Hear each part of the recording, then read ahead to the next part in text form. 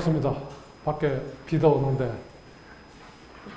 비가 오니까 걷기는 좀 불편하지만 기온은 내려가서 좋지요. 예, 그래서 오늘은 이 우리가 동네에서 우리가 사는 거, 그 다음에 또 정부의 활동에 참여하는 거, 이런 것도 다 아는 만큼 참여를 할 수가 있는 거죠.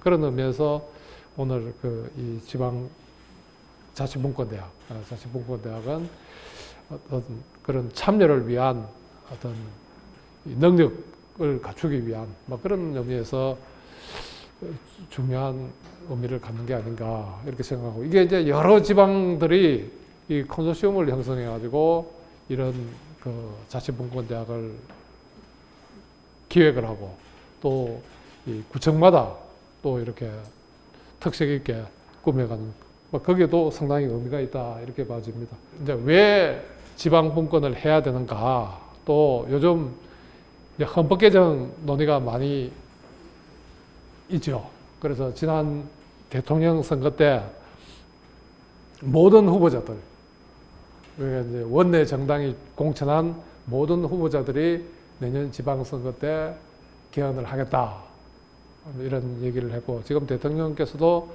지방분권 개헌은 꼭 하겠다, 또 기본권 개헌도 하겠다, 그걸 역점을 두셔서 말씀을 하시기 때문에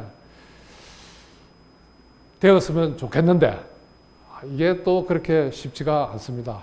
약속을 해놓고 바로 뒤집는 사람들이 누굽니까? 예, 정치인이죠. 그래서 아마 개헌을 못하는 이유 100가지를 찾아낼 겁니다. 예, 그래서 오늘 왜 개헌을 해야 되고, 개헌을 하려면 누가 움직여야 되는가, 또 어느 방향으로 개헌이 돼야 되는가 하는 것을 지방분권하고 연결시켜서 좀 말씀을 드리고자 합니다. 오늘 제 강의는 이걸로 시작해서 이걸로 끝냅니다. 뭡니까? 오뚜기죠? 오뚜기에 대한 추억이 다 있으시죠? 오뚜기가 신기한 건 뭡니까? 넘어뜨려도 발로 차도 다시 일어서는 거죠. 그 오뚜기의 비밀은 어디에 있습니까? 예, 중심이 어디에 있는 겁니까? 아래에 있다. 무게의 중심이 아래에 있기 때문에 이 머리가 숙어도 넘어져도 여기서 당기는 거죠. 당기니까 다시 일어서는 겁니다. 만약에 무게의 중심을 여기에 두면 어떻게 됐습니까? 쓰러지면 끝이죠. 못 일어섰죠. 만약에 이게 둥글게 이렇게 연결되어 있고 여기에 무게의 중심이 있다면 어떻게 됐습니까? 예, 거꾸로 설 수도 있겠죠. 예, 물구나무 설 수도 있다. 그래서 이 오뚜기가 일어설 수 있는 것은 무게의 중심을 잘 지키고 무게의 중심이 아래에 있기 때문이다. 자, 그러면 나라의 경우에 어떨까? 국가의 경우에 어떤 국가가 강하고, 우리가 이제 어떤 국가가 좋은 국가예요? 예를 한번 들어봐. 어떤 국가?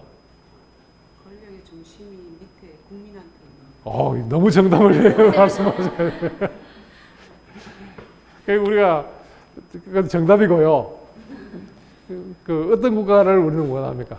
첫째, 잘 사는 나라죠. 잘 사는 나라. 그다음 두 번째로 어떤 나라예요? 예, 행복한 나라. 국민이 행복한 나라. 또 요즘 북한하고 막 자꾸 일하니까 어떤 나라가 생각나는 거예요? 예, 강한 나라. 그래도 약한 나라보다는 강한 나라가 되겠다.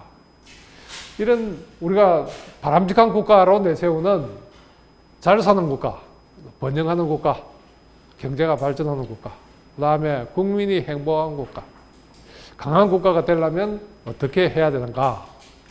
이제 아까 정답은 앞에 계신 분이 말씀을 하셨어요. 무게의 중심이 아래에 있는 국가. 국가에서 무게의 중심은 뭘 의미합니까? 예? 권력이죠. 결정권입니다. 누가 결정하느냐, 이게 권력의 핵심이죠. 강동구의 문제를 누가 결정하느냐. 강동구 주민이 결정하면 무게의 중심이 아래에 있는 거예요. 서울 시민이 결정하면 무게의 중심이 조금 위로 올라가 있는 거죠. 대한민국 국민 전체가 결정하면 어떻게 됩니까? 무게중심이 한참 올라가 있는 거예요. 근데 그것도 대한민국 국민 전체가 결정하는 것이 아니라 대통령이 결정하고 국회가 결정하면 무게중심이 더 위에 올라가 있는 거예요.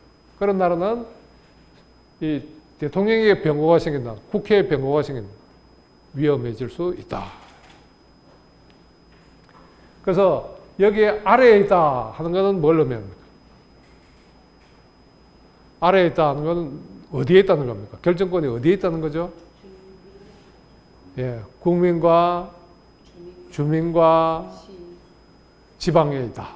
지방 정부에 있을 때 우리는 권력의 중심이 지방에 있다. 그래서 이게 우리가 요즘 뭐 모든 관심이 경제 문제죠. 뭐 일자리 문제, 경제 문제입니다. 또 국민 소득 문제, 경제 문제. 근데 어떤 나라가 잘 살고 어떤 나라가 못 사느냐, 여기에 대해서 많은 연구들이 이루어져 왔죠.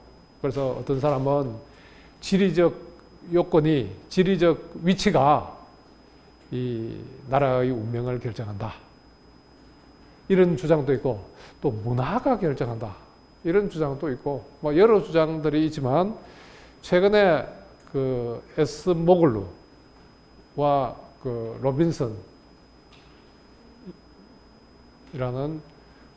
두 사람이 국가는 왜 실패하는가 하는 책을 냈어요. 그래서 우리나라도 이제 번역이 되어 있는데 아주 재밌어요. 한 700페이지 가까이 되는데 책을 잡으면 놓기가 어려울 정도로 재밌어요. 그래서 한번 거기에 보면 한 나라의 정치 제도가 나라의 빈곤과 번창을 결정한다. 그래서 예를 들어서 남한과 북한이 왜 이렇게, 우리 70년대만 해도 북한이 잘 살았습니까? 남한이 잘 살았습니까? 예, 북한이 잘 살았죠. 소득이 높았습니다. 그런데 지금 왜 이렇게 20배 이상 차이가 날까? 북한은 최빈국이 되고 남한은 선진국의 문턱에 가 있고, 왜 이런 차이가 생겼을까? 그 나라의 정치 체제가 좌우한다. 그래서 우리나라 요즘도 현재도 잘 사는 나라들 보면, 예를 들어서 미국이라든지 스위스라든지 독일이라든지 이런 나라들 보면 권력의 중심이 어디에 있습니까? 예, 아래에 있다. 아래에 있다. 그 다음에 두 번째, 국민이 행복한 나라. 국민이 행복한 나라. 그래서 어떤 나라의 국민들이 행복한가? 여기에 대해서 많은 연구가 이루어졌는데, 그 행복 연구 중에서도 가장 영향력이 있는 학자가 브루노 프라이 교수입니다. 스위스의 학자입니다. 이분은 경제학자인데 평생 행복을 연구했어요. 이분의 책은 우리나라에도 번역이 되어 있는데, 해피니스, 경제학의 혁명이라는 제목으로 번역이 되어 있습니다. 이 책을 읽어보면 이렇게,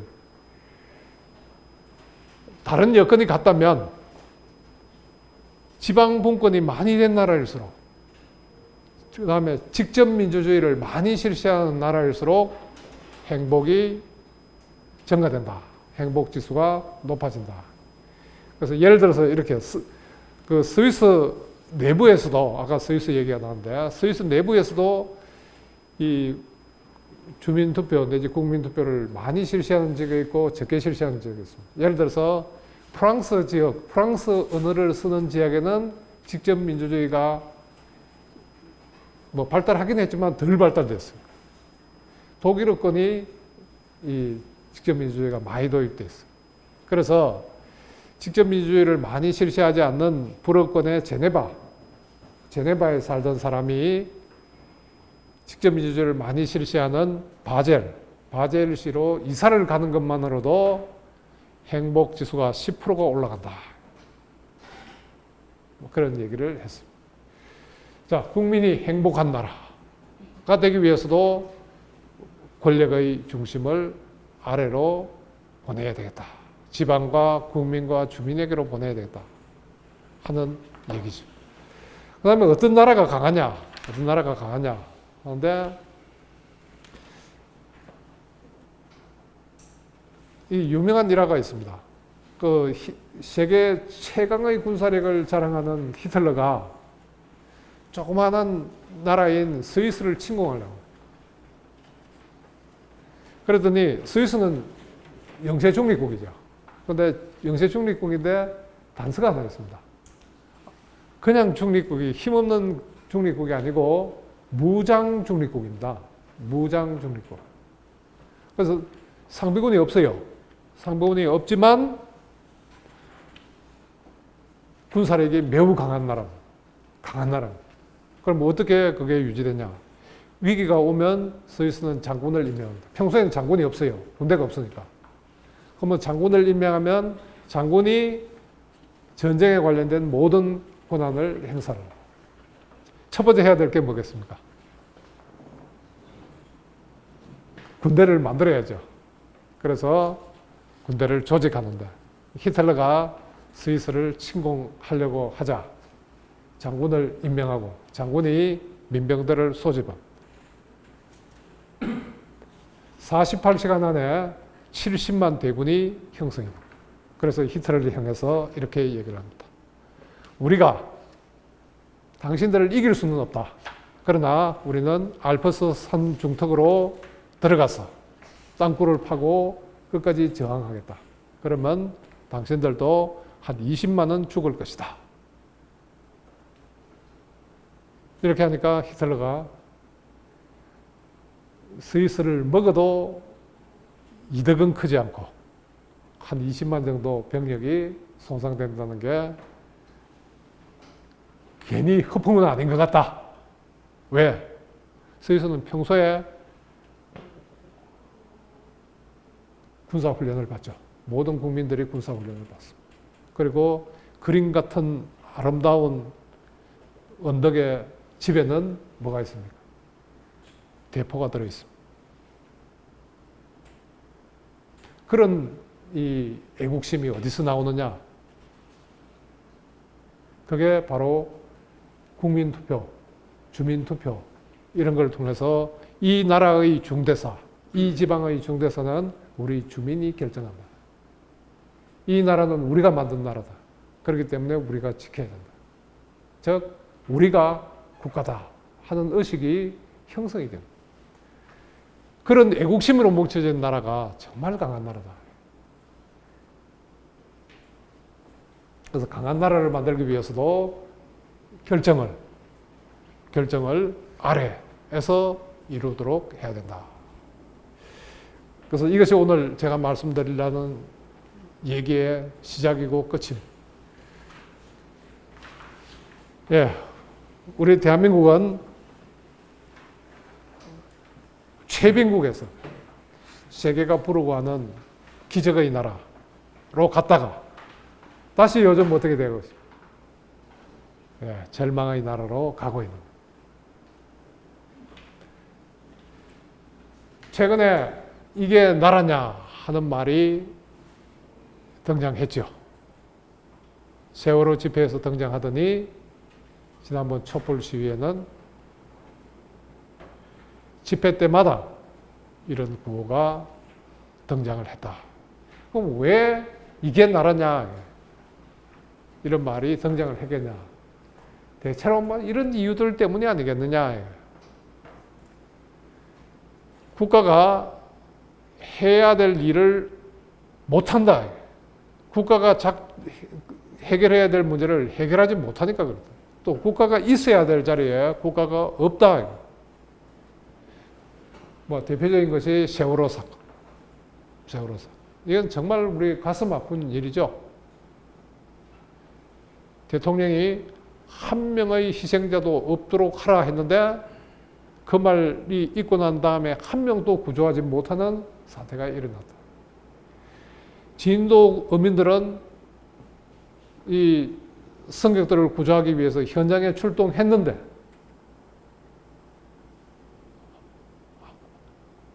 승객들은 배에서 나오지 않았다. 왜? 배 안에 가만히 있으라 했어요.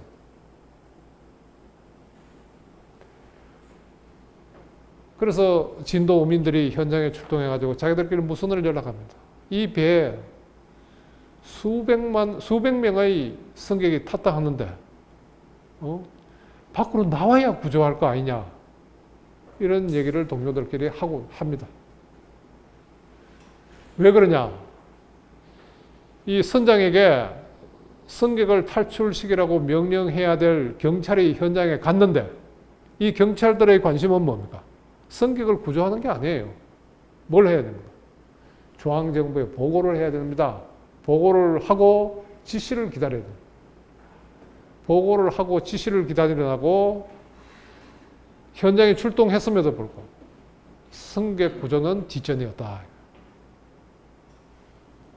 메르스 사태도 마찬가지예요. 병원에서 죽어가고 시민들이 불안해하는데 정부에서는 뭐라 그러죠? 정보를 공개하면 안 된다. 지방정부가 정보를 공개하려고 하니까 당신들은 권한이 없으니까 가만히 있어라. 이런 것이죠. 국가가 작동을 안 합니다. 그 이유는 결정권이 현장에 없고 중앙정부에 있기 때문에 그런 사태가 일어난다. 지금 요즘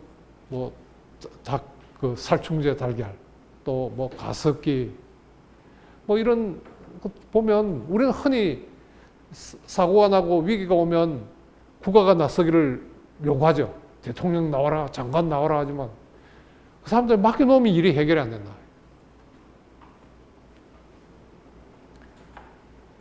주택 문제, 경제 문제, 일자리 문제, 교육 문제, 국가가 다 하려고 하지만 해결되는 건 하나도 없다. 지금도 교육, 수능 어떻게 할 건가 이러지만 어느 정책을 선택하더라도 해결될 것 같지가 않다. 왜 이러냐? 국가가 모든 일을 다 하려고 하다 보니까 하나도 제대로 해결하는 일이 없게 된다. 과부하에 빠진다. 그리고 지방은 해결하려고 하니 손발을 묶어놓고 있다. 손발이 묶여가지고 해결하지 못한다. 그러니까 국가도 해결 못하고 지방도 해결 못한다. 그런 사태가 일어난다. 두 번째, 부패 문제가 심각하다. 부패라는 건 뭡니까? 나라가 썩어가는 겁니다. 두부가 부패하면 어떻게 됩니까? 버려야죠. 나라가 부패하면 어떻게 됩니까? 망하는 거죠. 그런데 우리나라의 부패는 아주 심각한 편입니다. 깨끗한 순으로 이렇게 보면 52번째. 우리나라의 규모나 발전 정도에 보면 걸맞지 않게 부패한 나라다. 이 부패의 원인도 역시 권력의 집중이다. 권력이 집중되어 있으니까 돈 갖다 바치는 거죠. 권력이 분산돼 가지고 있으면 누가 돈 갖다 바치겠습니까?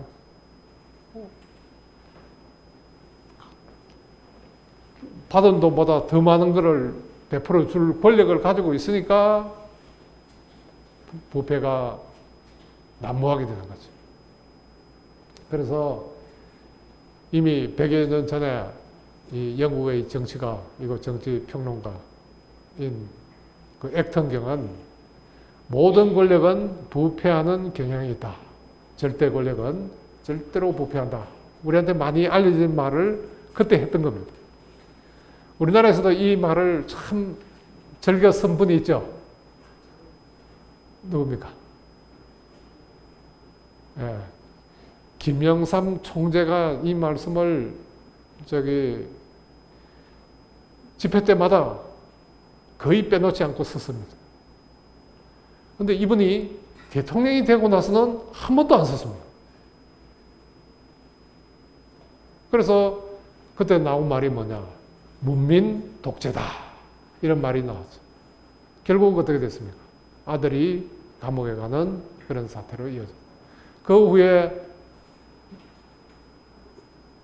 모든 대통령이 부패에 연루가 되었거나 된 혐의를 받고 있죠. 권력이 집중되어 있기 때문에 부패가 나타난다. 모든 중요한 결정을 국민들이 하면 돈 갖다 바치겠어요? 누구한테 갖다 바쳐야죠?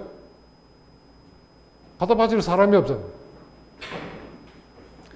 그 다음에 세 번째, 대한민국은 대단히 불행한 나라다. 아까 브루노 프라이 교수의 말을 빌려서 권력이 분산되면, 권력의 무게가 아래로 가면 국민의 행복 지수는 높아진다.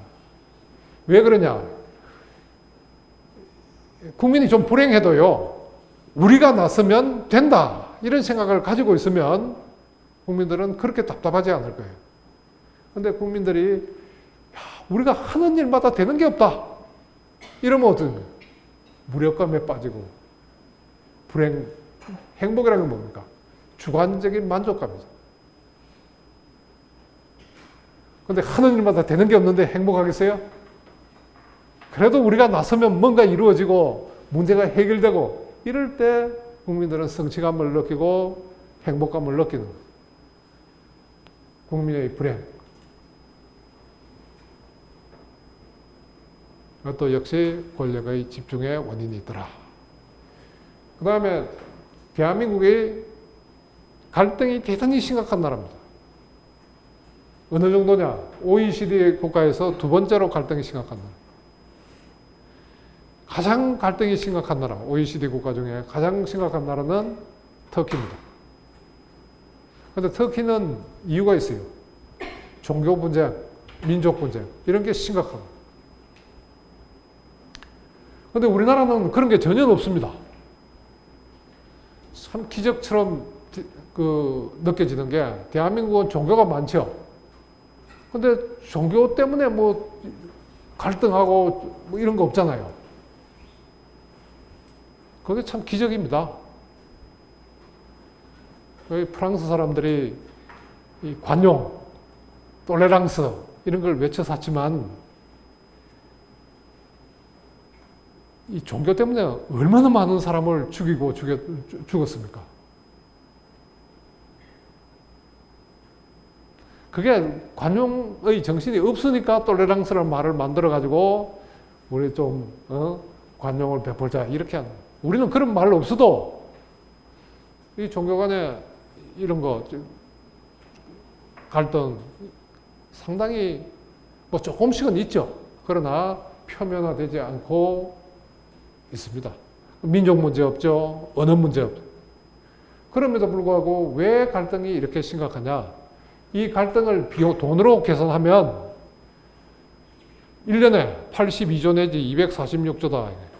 우리나라 예산이 1년에 얼마입니까? 대충. 와, 너무 잘 하시네. 근데 1년에 82조 내지 246조면 거의 국가 1년 예산의 4분의 1 내지 절반이 갈등 때문에 들어가거나 희생이 된다. 이건 너무 심한 거 아니에요? 그래서 우리나라의 갈등 수준을 OECD의 평균 수준으로만 낮출 수 있다면 1년에 7% 내지 21%의 경제 성장이 가능할 것이다. 라고 삼성경제연구원에서 밝혔습니다. 이 갈등 문제는 곧 경제 문제.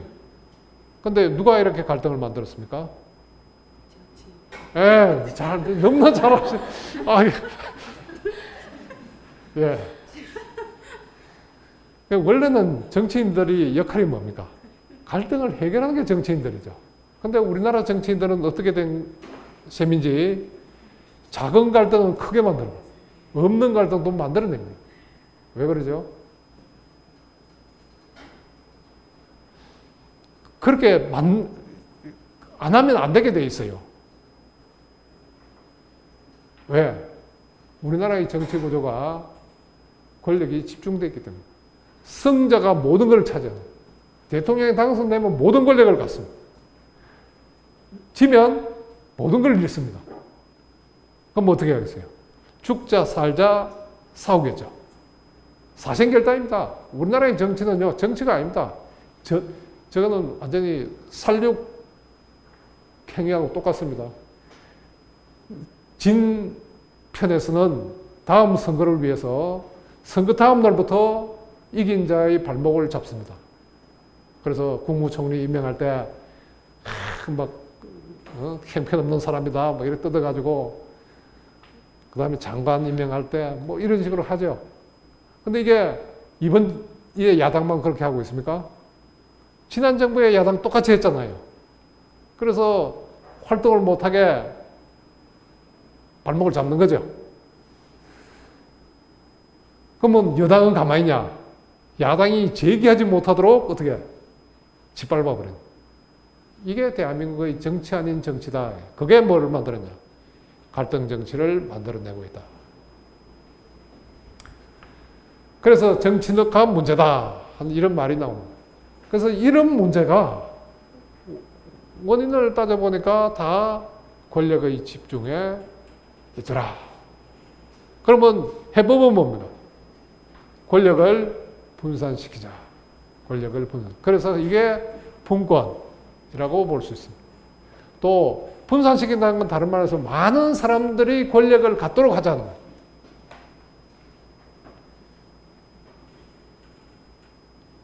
권력을 나누어 갖는 것, 권력을 공유하는 것. 그래서 영어에 파워 쉐어링이라는 말이에요. 그러니까 우리가 요즘 협치하자는 것도 권력을 나누어 갖자는 뜻입니다.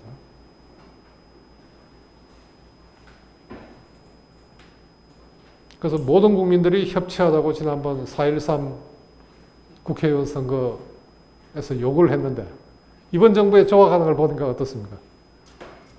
또 끼리끼리 해먹죠? 예. 말은 협치하는데 실제로는 대결 정치를 하고 있더라. 예. 그래서 이 모든 이 국가 실패, 경제 실패의 원인이 어디에 있냐? 이 부캐넌이라는 분은 노벨 경제학상을 받은 분입니다. 이분은 경제의 실패도, 정치의 실패도 그 근본 원인을 따져보니까 헌법이 잘못되어서 잘못된 시그널을 경제, 정치인에게 보내기 때문에 문제가 생긴 거다. 그래서 정치를 개선하려면, 경제를 발전시키려면 헌법을 제대로 만들어야 된다. 이렇게 주장을 했습니다. 예. 예, 만평을 하나 가져왔습니다. 날짜를 주목해 주십시오. 2017년 5월 10일자입니다. 언제입니까? 대선 다음 날이죠? 5월 9일 날 대선을 했죠. 이분은 우리가 얼굴을 잘 아는 분이죠? 근데 지난번 대통령 선거 때 무슨 경쟁을 한 겁니까? 내가 나라의 경영을 잘 할 수 있다. 이 경쟁을 한 거죠? 쉽게 얘기하면 내가 운전을 잘한다. 운전석에만 앉혀놓으면 내가 이 나라를 잘 끌고 가겠다. 이렇게 해서 운전석에 앉았어. 앉지도 못했네. 의자가 없어가지고 차에 들어가지도 못하고 핸들을 잡았는데 차는 바퀴로 연결이 안 돼. 예. 이게 뭡니까? 헌법이다. 그래서 뭐 다행히 대통령께서 당선되고 난 뒤에 내년 지방선거 때까지 반드시 헌법을 개정하겠다. 이렇게 여러 번 천명을 하셨습니다.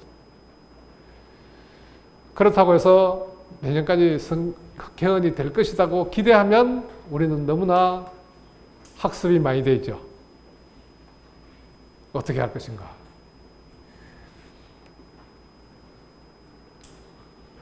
예, 어두운 얘기 했는데 또 희망도 한번 찾아보자. 이 희망은 아까 지방은 어떻다 했죠? 손발이 묶여 있다 했죠? 그런데 손발이 묶인 지방에서 희망의 싹이 터더라. 뭐냐?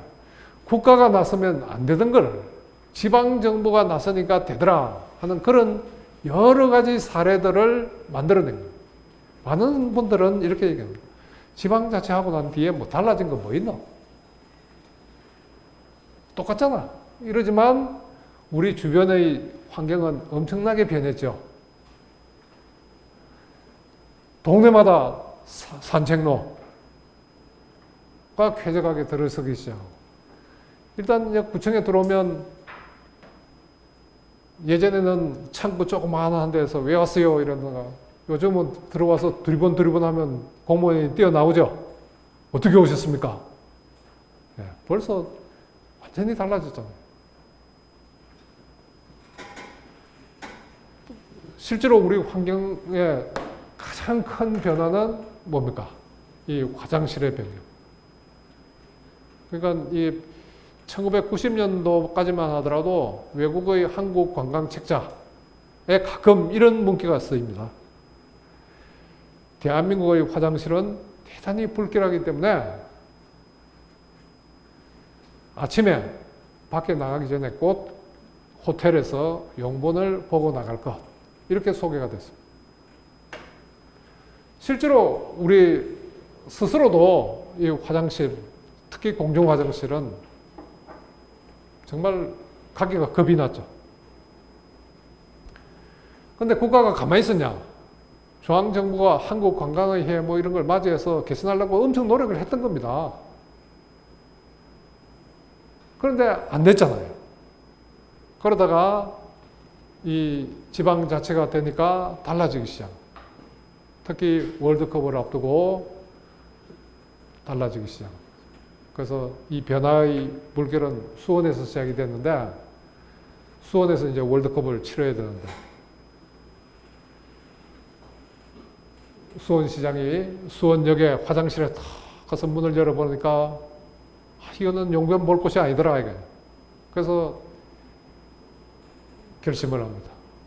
우리 지방에 월드컵을 치르기 전에 청소부터 좀 해야 되겠다. 근데 청소를 하려면 제대로 해야 되겠다. 이렇게 해서 화장실을 개선하기로 마음먹었습니다. 그냥 개선하는 것이 아니라 화장실의 개념을 바꿔보자. 그 전에 왜 중앙정부에서 실패했느냐? 그 전에 중앙정부가 목표로 했던 화장실은 뭡니까? 깨끗한 화장실입니다. 그래서 물청소 싹 하고 햇가루 뿌리고, 근데 며칠 나가면 어떻게 됩니까? 옛날로 돌아가는 거죠. 그랬는데 수원시장의 생각은 달랐습니다. 화장실이 더 이상 볼일 보는 것이 아니다. 영어로 화장실은 뭐라 그럽니까? 레스트룸. 그렇게 한번 만들어보자. 그래서 수원의 그 아주대학 앞에 반딧불이 화장실을 만듭니다. 만들었더니 주민들은 좋아하죠. 주민들은 좋아하는데 언론들은 난립니다. 호합한 화장실 만들어 예산이 줄줄 샌다. 이런 식으로 이제 비난을. 그래서 내가 심재덕 그 시장한테 물었어요. 왜 돈을 그렇게 낭비를 했습니까? 물었더니 수원시장이, 그래서 언론에서 아파트 공사비보다 더 많이 들었다. 이래서 비난을 합니다. 그래서 수원시장의 설명이, 아파트는 거기에 물도 들어오고 가스도 들어오고 도로도 정비되어 있고 건물만 지으면 되지 않나요? 그런데 공중화장실은 대체로 멀리 떨어져요. 가스도 새로 넣어야 되고 도로도 접근로도 만들어야 되고 뭐 이렇게 해야 돼요. 거기에 돈이 많이 들었다. 그래서 하여튼 지어놓으니까 주민들이 너무 좋아하는 겁니다. 그래서 내가 반딧불이 화장실 들어가 있더니 등산객들이 물었습니다. 어떻습니까? 그러니까 한 등산객이 이렇게 대답하는 거예요. 예전에는 딸이 수학여행 간다면 불안했다 이거야. 용변 볼 곳이 없어가지고 또 있다 하더라도 들어가지를 못해가지고 불안했는데 이렇게 되니까 이제는 참 안심할 만하다. 너무나 좋다. 이런 얘기를 했습니다. 그러니까 우리나라 사람들이 좋은 걸 보면 어떻게 합니까? 따라해야죠. 이걸 어떤 사람들은 막 그 안 좋은 건성, 냄비 건성이라고 이렇게 얘기하는데 저는 그렇게 안 봅니다. 이건 뭡니까? 좋은 걸 보고도 안 따라하면 그 사람은 미련한 사람이에요. 좋은 걸 보면 따라해야죠. 따라하면 학습 능력이 높은 겁니다. 그래서 이걸 탁 만들어 놨더니 수원에 화장실 좀 보자 이래가지고 사람들이 막 몰려드는 거죠. 특히 여러 지방의 공무원들이 와서 화장실을 배우려고 합니다. 하도 많이 찾아오니까 수원시에서는 수원역 앞에 매주 목요일 날 3시에 셔틀버스를 배치를 해놓습니다. 화장실 투어 셔틀버스. 그래가지고 거의 1년, 2년 만에 전국의 화장실들이 개선된 거죠. 그리고 이제 중앙정부가 관할하는 철도와 같은 뭐 이런 이제 국가의 시설의 화장실들이 개선되기 시작합니다. 그 이제 소문이 오늘날 글로벌 시대라서 이 소문이 세계로 퍼지는 겁니다. 그래서 31나라에서 와가지고 대한민국 화장실을 구경 좀 합시다. 이래서 뺏겨가는 겁니다. 그 중에서 제일 열심히 뺏겨간 데가 어디겠어요? 예, 북경올림픽을 앞두고 중국에서 신화통신, 뭐 북경방송, 뭐 이런 언론사들이 와가지고 하나하나 다 뺏겨갑니다. 그래서 그 인민일보에서는 이렇게 씁니다. 대한민국의 화장실은 정결할 뿐만 아니라 문화의 향기가 흐른다. 기분이 어떻습니까? 네. 그래서 중국에서 뺏겨갑니다. 그래서 이게 사건을 보면 뭡니까? 이거를 해석을 잘해야 됩니다. 한 지방이 바꾸어서 다른 지방을 바꾸고 또 나라를 바꾸고 나아가서 세계를 바꾼 일대 사건이다. 이런 일들이 쭉 일어납니다. 정보공개조례. 이것도 지방자치가 되자마자 청주시의회에서 이 정보공개조례를 만들자 1년 만에 180개 지방자치단체에서 따라하는 거예요. 그러다 5년 만에 국가의 법률을 바꿔냅니다. 공공기관의 정보공개에 관한 법률을 국가에서 제정하게 됩니다. 그 전에 아무리 70년대 학자들이 정보공개법을 만들어라고 아무리 그래도 중앙정부가 안 하던 겁니다. 그래서 한 지방에서 하니까 국가도 따라갑니다. 또 전자정보 하면 이게 중앙정부가 먼저 만든 걸로 생각하죠. 그게 아닙니다. 이게 지방정부가 먼저 만들었던 겁니다. 그래서 이 강남구가 나서가지고 전자정부를 만들었는데 이게 만들어서 이제 일본 가서 우리가 전자정부를 하고 있다 이렇게 얘기했더니 일본 사람들이 혹한 겁니다. 그래가지고 어느 일본 지방정부에서는 100억을 주고 이 프로그램을 사갔습니다. 중앙정부가 못하는 걸 다 지방정부가 났습니다. 아마 강동구에도 이런 사례들이 틀림없이 있을 겁니다. 저희는 로컬 도시농업 조례 조례를 저희가 처음 만드는데 정부에서 우리 걸 보고 그걸 만들어요. 그거 참 좋은 사례네요. 이제 그 스토리를 자꾸 써야 됩니다. 그래서 이런 경험이 이게 성공 사례가 자꾸 쌓이면 어떻게 됩니까? 대한민국이 바뀌는 거죠. 그래서 아래로부터 혁신이 일어납니다. 지금까지 우리가 개혁한다, 혁신한다 하면 전부 다 어떻게 됐습니까?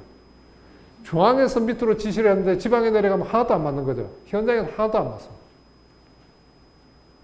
지난 정부에도 창조경제 해야 됩니다. 근데 창조경제는 어디서 이루어져야 되는 겁니까? 지방에서 이루어져야 돼요. 풀뿌리에서 이 혁신이 일어나야 위가 바뀌는 거예요. 이런 사례들이 이제 일어나고 있습니다. 뭐 로컬 푸드. 우리 요즘 뭐 이 CCTV 엄청나죠? 막 거의 모든 범죄들이 CCTV를 통해서 범인을 체포하죠. 근데 이건 누가 설치하기 시작했어요? 만약에 경찰에서 CCTV를 설치하겠다 했으면 설치가 불가능했을 겁니다. 왜? 인권침해. 한국행정연구원에서 해마다 국민 2,000명을 상대로 질문을 합니다. 여러 질문을 합니다. 그 중에서 하나 따왔습니다. 공공기관 중에서 어떤 공공기관을 믿느냐 하는 신뢰도 조사입니다. 우리는 흔히 무슨 문제만 생기면 중앙정부 나와라 이렇게 얘기했어요. 또 사고 현장마다 누가 제일 먼저 갑니까? 국회의원이 먼저 달려가죠. 뭐 따라 달려갑니까? 사진 찍어라.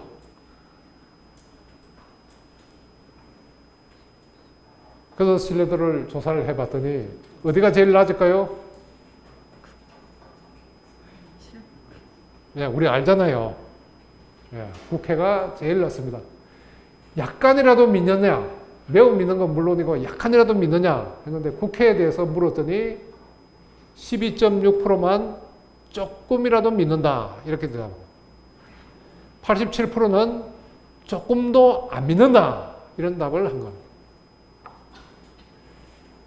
중앙부처, 중앙정부의 부처에 대해서 물었더니 24.6%가 약간이라도 믿는다 이렇게 대답을 합니다.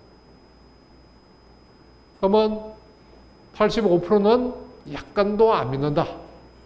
조금도 못 믿겠다. 이런 입장을 가지고 있는 거예요.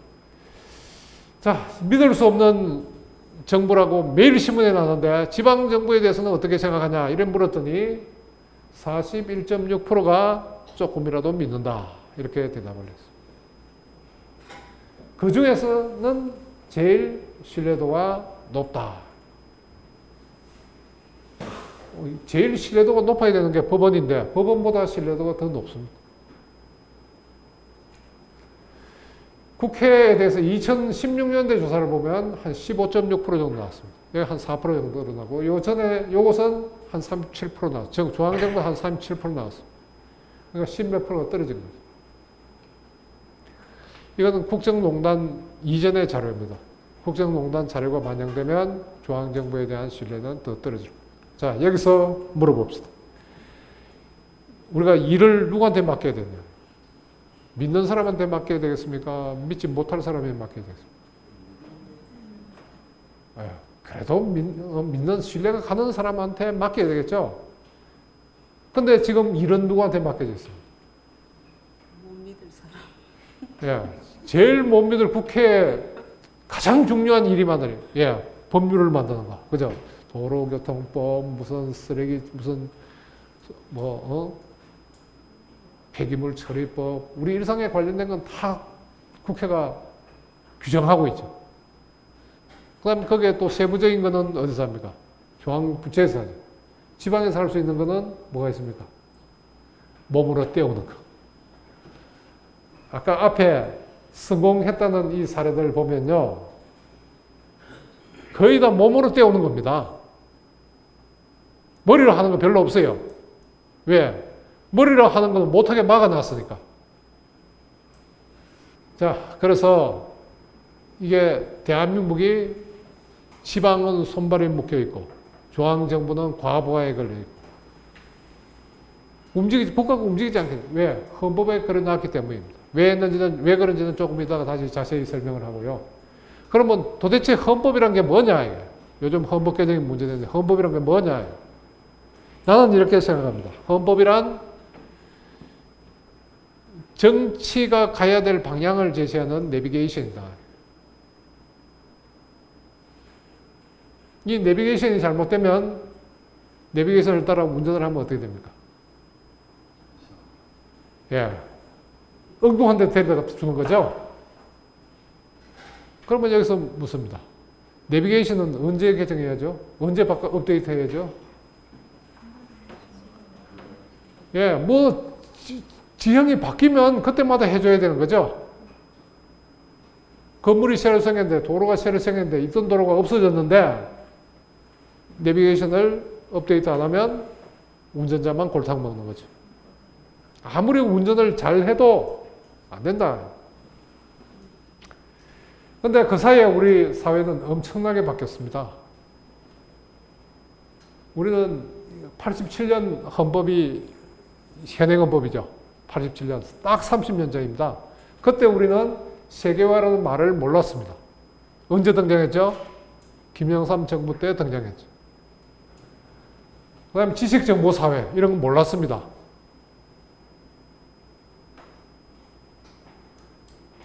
또 국민소득은 3,300불에서 27,000불로 증가돼요.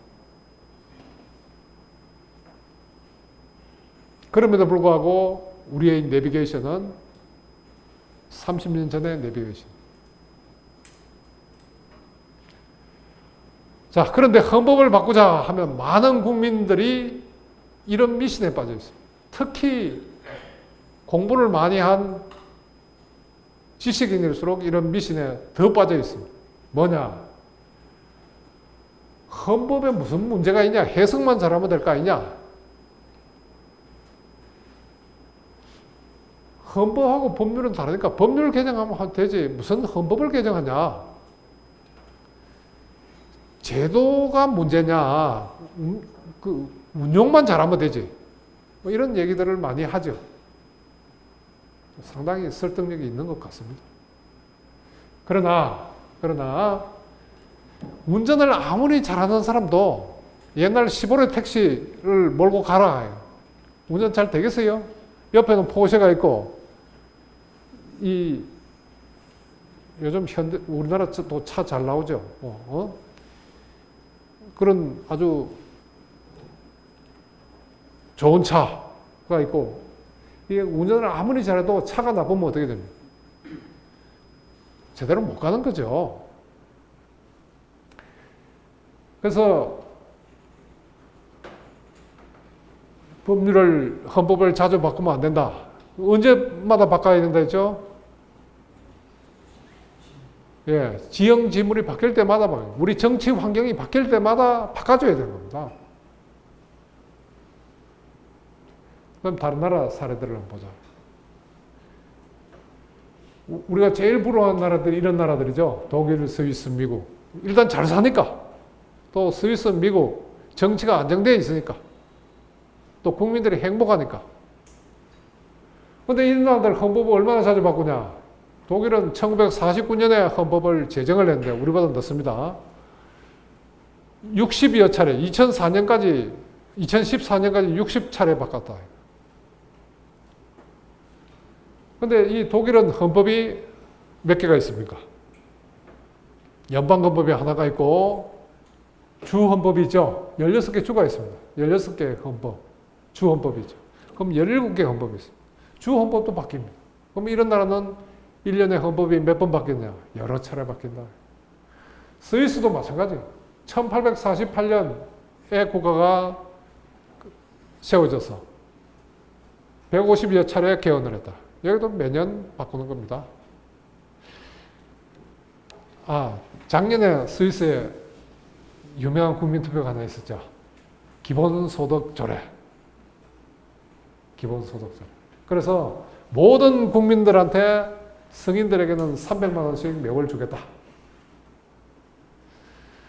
미성년자는 그 4분의 1을 주겠다. 용돈으로 75만 원을 매달 주는 겁니다. 국민들이 어떻게 했겠어요? 거부했습니다. 23% 찬성, 77% 반대. 그게 뭐였냐? 헌법 개정 아니었습니다. 헌법에 기본소득을 넣자. 이거였습니다. 국민이 발언한 겁니다. 일부 국민들이 그런 제안을 한 겁니다. 근데 이 스위스에는 헌법이 몇 개였냐? 연방헌법 1개와 26개의 깐톤이 있습니다. 그 다 헌법을 가지고 있거든요. 그래서 27개의 헌법이 있습니다. 매년 여러 차례 바뀝니다. 미국은 어떠냐? 미국에서 공부하고 온 사람들이 이렇게 미국은 헌법 자주 안 바꾸는데 우리는 왜 헌법을 이렇게 자주 바꾸냐? 이런 얘기를 하죠. 언론에서도 가끔 그런 얘기가 나옵니다. 그래서 내가 조사를 해보니까 지금까지 27차례 연방헌법이 개정됐어요. 또 4건은 지금 또 개정 중입니다. 국회에서 통과해가지고 지금 각 주의 비준을 받고 있어요. 그런데 미국이 헌법이 몇 개냐? 연방헌법 1개에다가 50개의 주헌법이 있죠. 총 51개의 헌법이 있습니다. 주헌법은 안 바뀝니까? 그것도 바뀌죠. 그러면 미국도 거의 매년 헌법이 개정된다. 이렇게 볼 수 있습니다. 우리는 지금 헌법이 개정된 지 30년이죠. 이건 뭐냐? 30년 동안 우리는 헌법을 손질하지 않고 방치했다. 이거야. 헌법을 손질을 안 한 겁니다. 방치한 겁니다. 나라가 잘 되겠어요? 그래서 삐그덕거리고 있는 겁니다. 그 다음에 이제 왜 지방분권을 해야 되냐? 개헌을 하는데 왜 지방분권 개헌을 해야 되느냐 하는 오늘의 본론입니다. 첫째, 국가가 작동하기 위해서. 오늘날 세계화 시대라 그랬죠. 세계화 시대는 특징이 뭡니까? 우리나라의 지방과 대한민국과 중국이 경쟁하는 게 아닙니다. 대한민국과 일본이 경쟁하는 게 아니라 일본의 요코하마와 우리의 인천이 경쟁하는 거예요. 또 중국의 상하이가 경쟁하는 이런 식입니다. 그런데 만약에 다른 나라의 지방들은 손발이 자유롭고 우리나라 선수들은 손발이 다 묶여 있으면 누가 이기겠어요? 당연하죠. 그래서 지방의 손발을 풀어줘야 돼요. 또 국가는 너무 하는 일이 많으니까 찌들려가지고 아무것도 못해요. 그래서 국가의 기능을 회복하기 위해서는 국가의 과부하를 지방으로 넘겨서 지방의 행위 능력을, 지방의 손발을 풀어줘야 됩니다. 지역 문제는 지역에서 해결하기 안 돼요. 그 다음에 경제 발전을 하기 위해서는 결정권을 지방으로 넘겨야죠. 아까 맨 서도에서 시작했잖아요. 그 다음에 통일을 위해서, 이제 통일이 언제 될지 모르지만 통일 질서가 연방제입니다. 그러니까 분열되어 있는 국가가 통일했을 때는 다 연방제로 통일을 합니다. 미국이 그랬고 캐나다가 그랬고 또 독일이 그렇고. 그래서 이 통일의 질서가 지방분권 질서다, 이렇게 볼 수가 있습니다.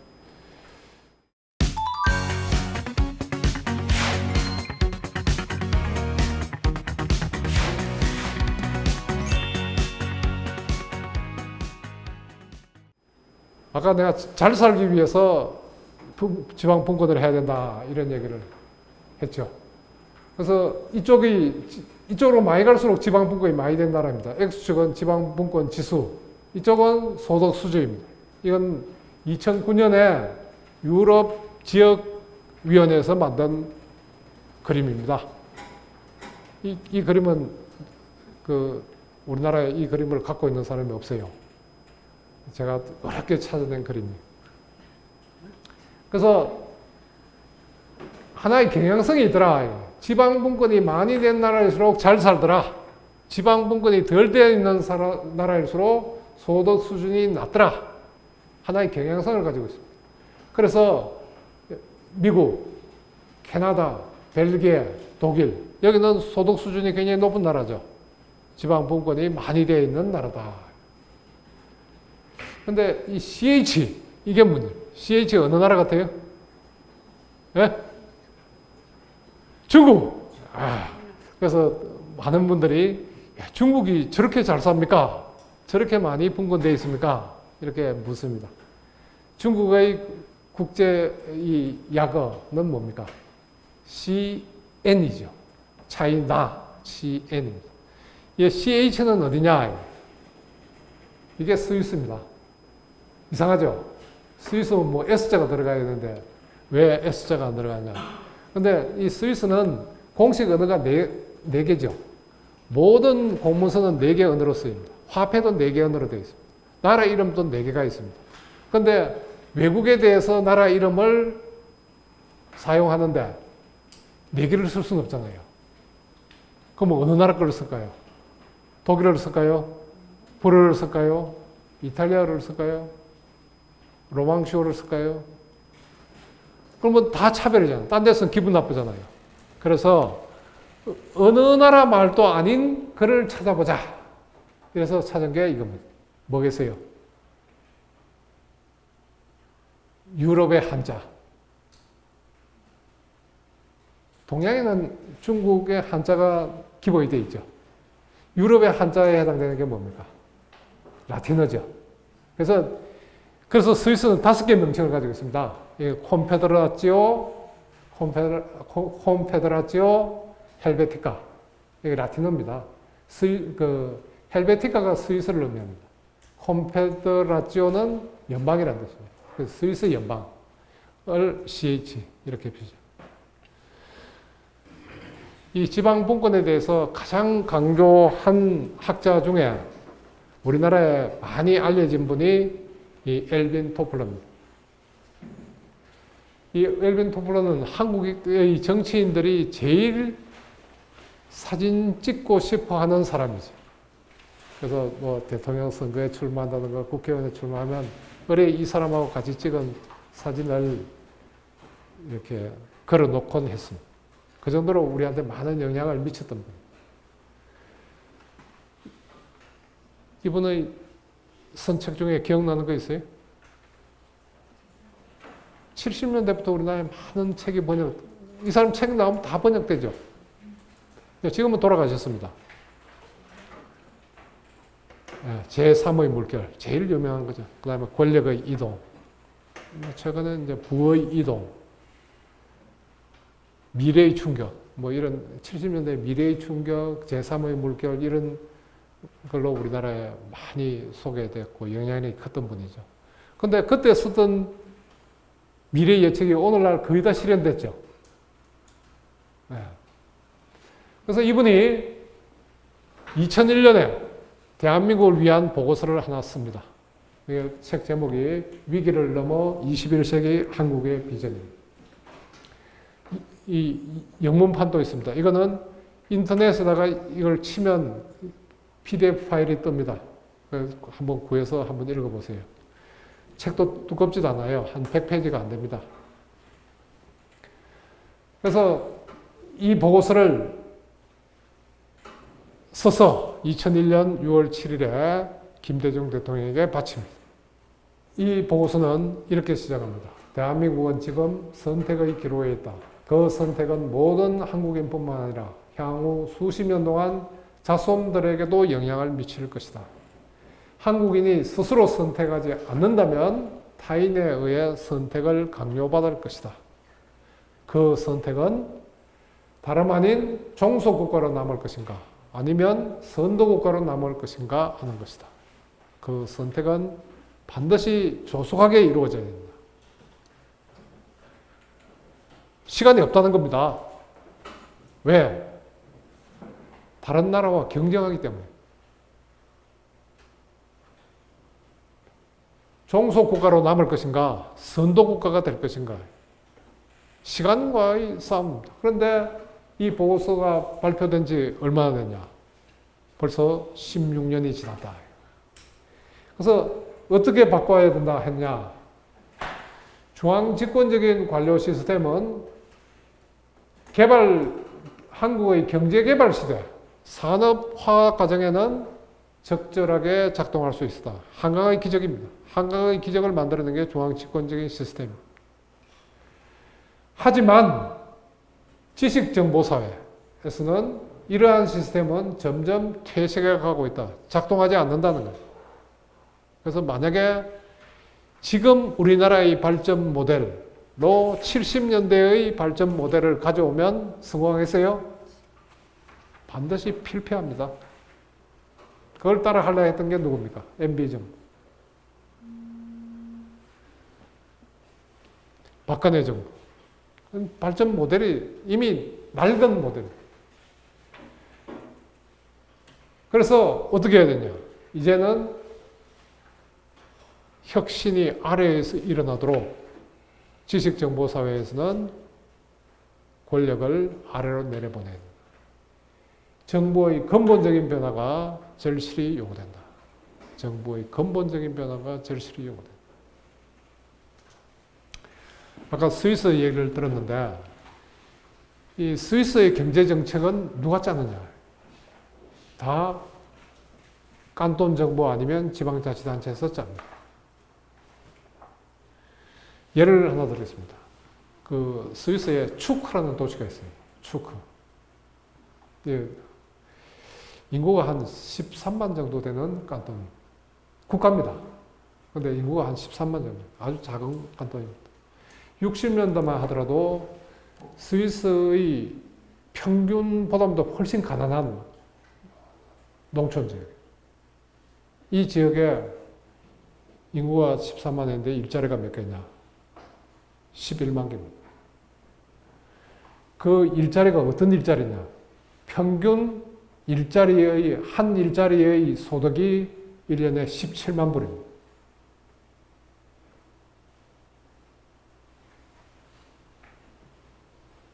어떤 그런 기적이 왔느냐? 연방정부에서 돈을 대줘줬습니까?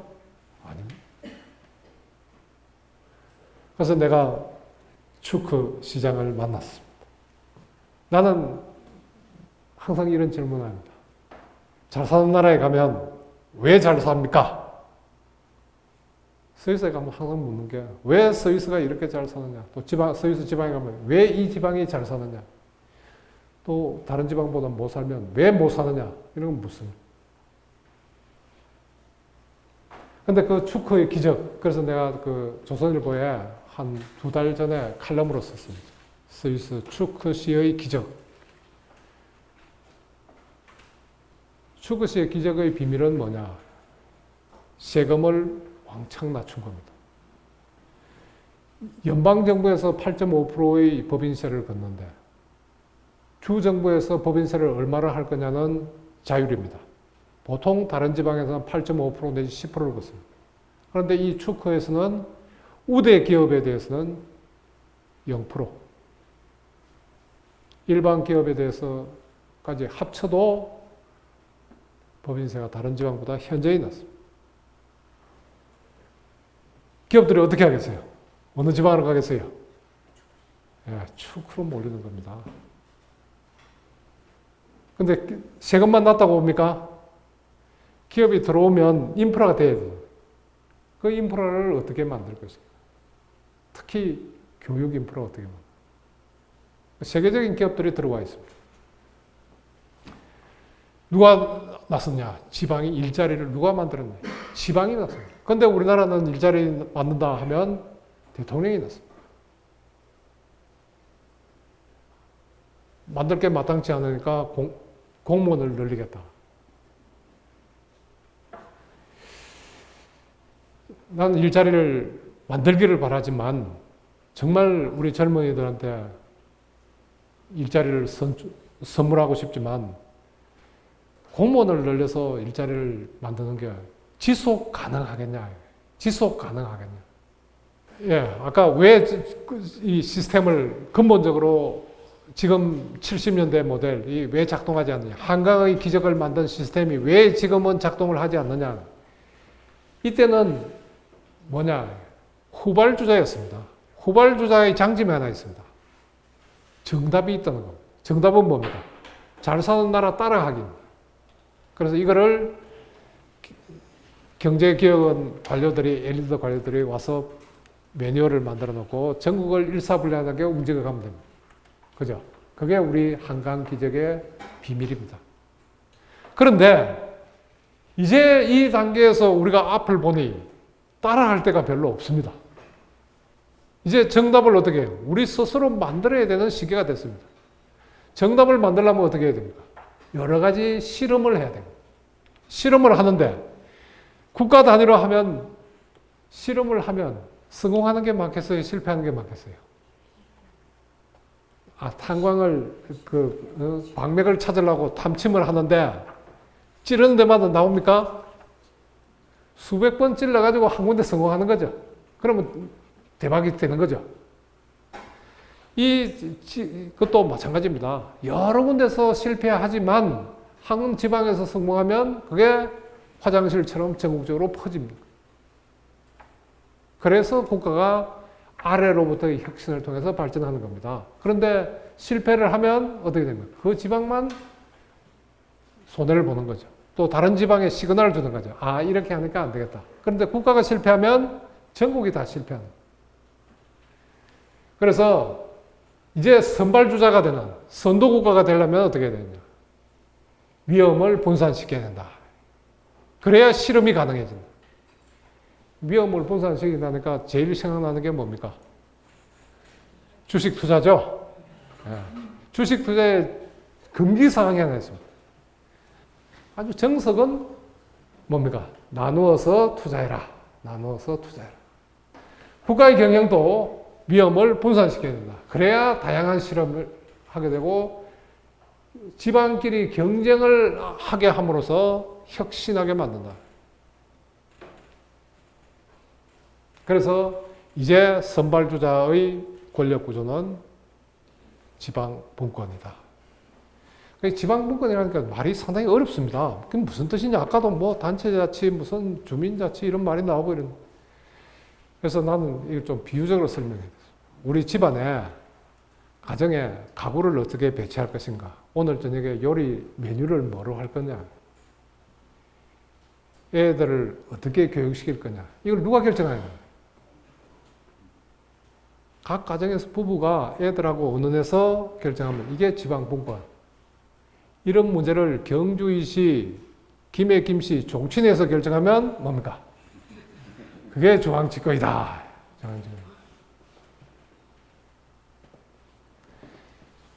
이 강동구의 문제를 중앙정부가 결정하면 중앙집권, 강동구의 주민들이 결정하면 지방분권. 이제 확실하죠?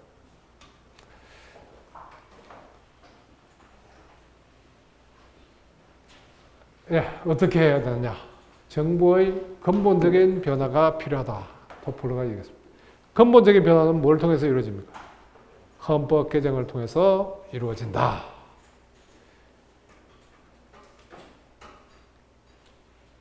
자, 헌법이 어떻게 자꾸 개정해야 되냐? 현행 헌법은 이렇게 되어 있습니다. 그 중에 핵심은 117조입니다. 지방자치단체는 주민의 복리에 관한 사무를 처리하고, 핵심은 여기 있습니다.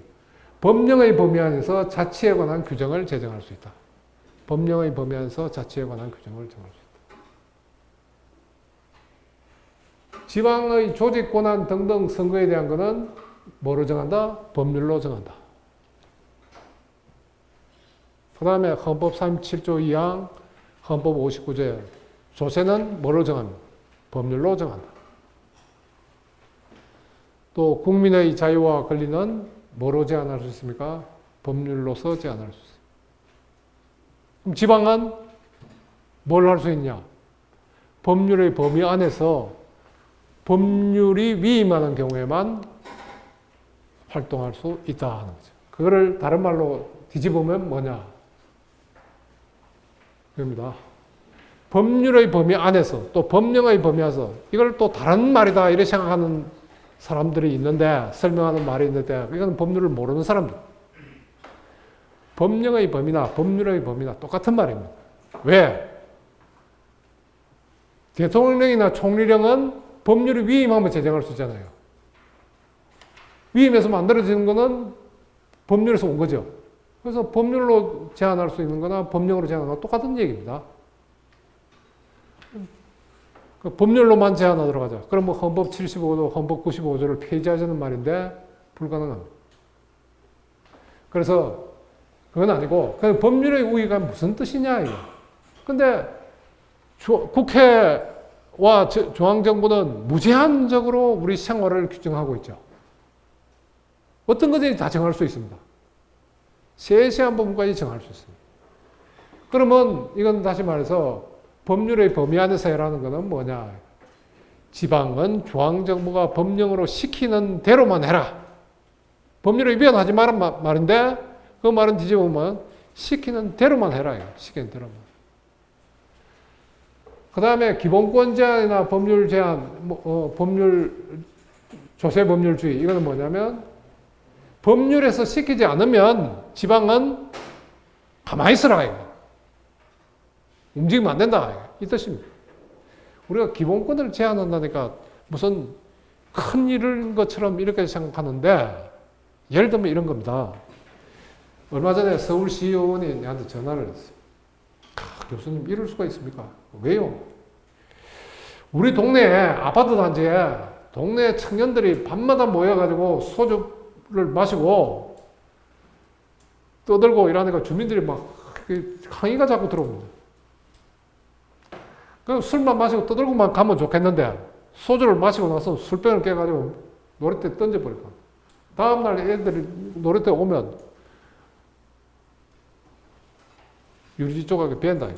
그래서 이거를 금지하려고 했더니, 이걸 못하게 합니다. 왜?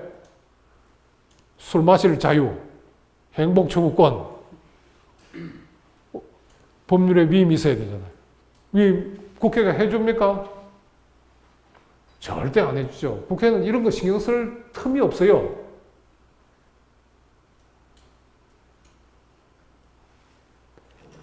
그러는 사이에 날마다 애들은 다치고 주민들은 고통의 밤을 보내야 되는 그런 거죠. 그래서 이게 나라냐는 말이 나오는 겁니다. 시키지 않는 일 하지 마라. 시키는 일 하지. 근데 안 시켜도 해야 되는 일은 있긴 있습니다. 뭐죠? 주민들한테 돈 나눠주는 거. 이거 하면 뭐 해준다. 근데 지방정부에 돈이 있습니까?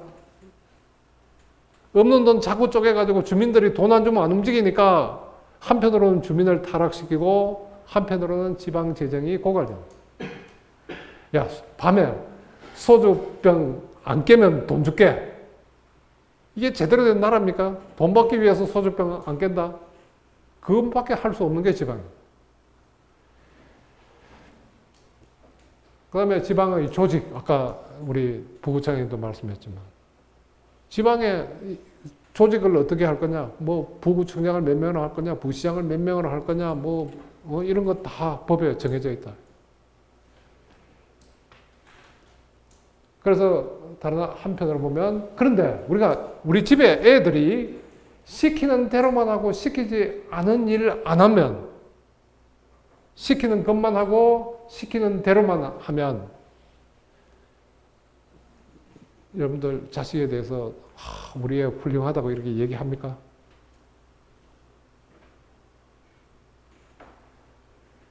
우선 키우기는 쉽죠. 사고 안 치니까. 그런데 사고만 안 쳤지 자기 인생을 개척해 나갈 수 있을까? 걱정이 되죠. 그래서 좀 성공하는 사람들 보면 대체로 뭡니까? 젊을 때 사고도 좀 쳐보고, 그죠? 또 욕도 듣고. 근데 이게 우리 학교에도 그래요. 모범생들 장학금 다 줘가지고 이렇게 모범생들 졸업시켜 놓으면 안 찾아옵니다. 근데 이 학교 발전기금 이런 거 모집하고 뭐 이래 할 때 오는 사람들 보면 학교 다닐 때 추석도 잘 안 하고 겨우겨우 이 졸업한 이런 사람들, 또 정학도 맞아보고 이런 사람들 그냥 와서 옛날 추억 얘기하면서 그러죠. 그런 사람 성공하니까 또 오는 겁니다. 예, 그 지방이 중앙정부가 시키는 대로만 하고 시키는 것만 해서 지방이 발전하겠냐? 여기에 중대한 비밀이 있습니다. 지방을 발전시킨 방안을 중앙정부가 알고 있습니까? 모르고 있습니까? 아까 내가 뭐라 그랬습니까? 정답이 없는 사회를 우리가 살고 있다. 법률로 정한 거, 그 중앙정부의 처방이죠. 답을 가지고 쓰냐? 답을 모르고 쓴 게 상당수 있다. 이거. 그러면 우리 지방에서 이대로 해보니까 안 되더라. 이러면 어떻게 됩니까? 법률에 어긋나더라도 해야죠. 부모가 말하는 대로 하니까 안 되더라. 그러면 내 나름대로 몸부림을 쳐봐야죠. 그래야 발전하는 겁니다. 요건 절대로 하면 안 된다 했는데 시키는 것만 했더니 안 되더라. 그러면 시키지 않은 것도 할 수 있어요. 그래야 지역이 발전한다. 그래서 이게 지방을 시키는 것만 해라. 이건 뭡니까? 마치 사람으로 치면 미성년자나 이 피후견인 제도예요. 정신 능력이 좀 모자라가지고 시키는 것만 해라. 지방을 그렇게 취급하고 있다. 그 다음에 덩치는 큰데 역할은 하는 일은 덩치는 크고 성인이 됐는데 하는 일은 유치원생들 하는 일만 시키고 있다. 그렇게 해서 나라가 발전하겠습니까? 지금은 있는 역량을 다 발휘해야 되는데 그래서 예를 들어서 우리나라의 서울시 1000만에 가까운 서울시가 가진 권한이라는 것이 스위스의 인구 487명짜리 지방이 가진 권한보다도 훨씬 못하다. 그 권한, 거기는 세금을 자기들이 결정합니다. 그 다음에 이 사람의 우리나라에게 시민권을 부여할 것인가 말 것인가를 지방이 정합니다. 이렇게 저녁에 모여서 마을 주민들이 모여서 시민권을 부여할 것인가 말 것인가를 투표로 결정합니다. 그래서 내가 물어봤어. 아니, 이 나라의 국적을 이 지방에서 이렇게 정하면 어떻게 하냐? 우리나라에서는 법무부에서 정한다. 그럼 국가적인 과제 아니냐? 이렇게 얘기했더니 그 한 주민이 이렇게 대답을 합니다. 저 사람이 어떤 사람인지 우리의 이웃이 될 수 있는지 우리는 3년 동안 지켜봐 왔다. 저 사람에 대해서 우리가 제일 잘 안다. 법무부에서 뭘 아느냐? 그래서 우리가 결정하면 안돈이나 연방정부에서는 거의 대부분 승인해 준다. 그런 걸 지방에서 결정하고 있는 겁니다. 물론 권리 제한이나 벌칙, 또 형벌 이런 것도 지방에서 정합니다. 덩치는 큰데 시키는 일은 갓난애기 일을 시키고 있다. 그래서 이것이 국가와 지방의 발전을 저해하고 있다. 그런데 논어에서 한 귀절을 뽑아왔습니다. 공자가 한 말입니다. 공자가 말하기를 장문중은 절위자다. 절위자여. 절위자다. 그 절위자라는 게 요 위는 벼슬입니다. 절자는 훔치다. 벼슬을 훔친 자다. 쉽게 얘기하면 장문중은 벼슬 도둑이다. 왜 이런 심한 말을 인물을 딱 집어가지고 너는 도둑놈이다 이렇게 얘기를 했겠냐. 이것은 장문중이 공자의 고국인 노나라의 재상입니다. 이 사람 때문에 나라가 발전을 못한다. 왜? 자기는 일을 안 하고 유능한 사람이 오면 추천을 안 합니다. 나라가 발전하겠어요? 나라가 망하는 거죠. 만약에 공자가 우리나라에 오면 어떤 말을 할까? 역시 이 말을 할 것이다. 국회와 중앙정부는 지역 발전을 위해서 일은 하지 않으면서 지방이 나서서 이런 일을 하겠다. 주택정책을 이렇게 하겠다. 그린벨트를 이렇게 하겠다. 기업을 이렇게 유치하겠다. 세금을 이렇게 하겠다 하면 전부 다 뭡니까? 가만히 있어. 그렇게 하면 처벌할 거야. 이런 얘기를 하는 거죠. 자기는 일을 안 하면서 지방이 나서서 일을 하려고 하니까 일을 못하게 한다. 그게 현대판 벼슬 도둑이 아니고 뭐냐. 그래서 내가 이 얘기를 국회 개헌특위 위원들 앞에서 했습니다.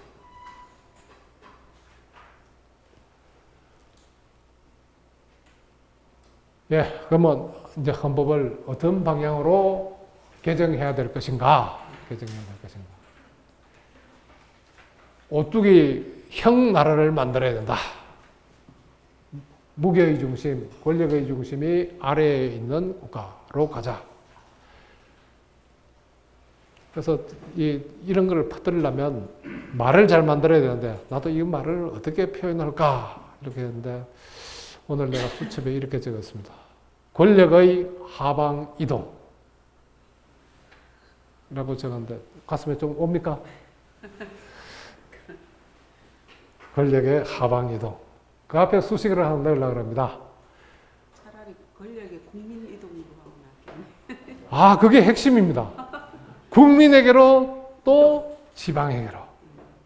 그죠? 그래서 내가 하나 얘기해 줄 거예요.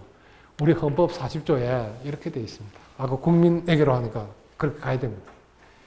입법권은 국회에 속한다. 이렇게 되어 있습니다.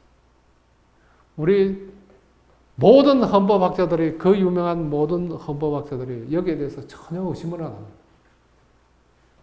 근데 이거는 엄청난 비밀을 포함하고 있습니다. 뭐냐? 대한민국 헌법 1조 2항이 어떻게 되어 있습니까? 대한민국의 주권은 국민에게 있고 모든 권력은 국민으로부터 나온다. 대한민국의 입법권이 국회에 속하면 입법권은 누구로부터 나옵니까? 국회로부터 나오는 거죠. 이건 뭡니까? 국민 주권을 국회 주권으로 바꾼 겁니다. 그래서 재헌헌법을 찾아봤더니 재헌헌법은 어떻게 되어 있냐? 입법권은 국회가 행한다 이렇게 되어 있습니다. 뭐냐? 국민을 대신해서 국민의 위임을 받아서 국회가 행한다. 입법권은 누구한테 속하는 걸 전제로 하는 거죠? 국민에 속한다는 걸 전제로 하고 있는 거예요. 그런데 우리 헌법 40조는 입법권은 국회에 속한다. 국회 주권주의를 선언하고 있는 거예요. 이게 뭡니까? 주권의 찬탈입니다. 언제 이루어졌냐? 5.16 때 이루어졌습니다. 아무도 의심하지 않고 있습니다. 그래서 국회의원들한테 내가 제안을 했습니다. 국민이 법률을 정하게 하자. 그게 국민 발언권이죠. 이걸 했더니 뭐라 그러냐? 아니 입법권은 국회에 속하는데 어떻게 감히 국민이 법률을 정하냐? 국민이 법률을 정하지 않으면 국민이 주권자 맞습니까? 아닙니까? 주권의 뜻이 뭡니까? 최종적인 결정권입니다. 국회가 해야 될 일을 안 하면, 만들어야 될 법률을 안 만들면 국민이 직접 만들 수 있어야 주권자죠. 이번 헌법에 그거 반드시 이루어야 됩니다. 그래서 국민에게로. 또 우리 강동의 문제는 누구한테로? 예, 강동 구민에게로. 강동구에게 결정권을 줘야 되는 거예요. 권력의 이동. 어디로? 하방 이동. 그래야 부패를 극복할 수 있고, 무능을 극복할 수 있고, 무책임을 극복할 수 있고, 비효율을 극복할 수 있습니다. 그래서 어떻게 분권을, 권력을 나눠야 되느냐 하는데, 우리는 지금까지 상권분립만 배워왔습니다. 상권분립. 입법, 행정, 사법 간의 권력을 나눈다. 그래서 서로 견제하도록 해서 권력이 남용되지 못하도록 한다. 그런데 정부 내는 권력이 어디 있느냐? 대통령에게 집중되어 있습니다. 여기에 대해서는 아직 우리는 분권을 생각해내지 못했습니다. 그런데 스위스나 다른 나라에 보면 정부 안에서 권력이 또 분산되어 있습니다. 예를 들어서 스위스는 재밌습니다. 스위스를 대통령제 국가라고 할 수 있느냐? 네, 그렇습니다. 대통령이 있으니까. 그런데 전혀 다릅니다. 모든 중요한 결정은 어디서 하냐? 내각회의에서 하는데 내각은 7명으로 구성합니다. 대통령은 회의 주재자입니다.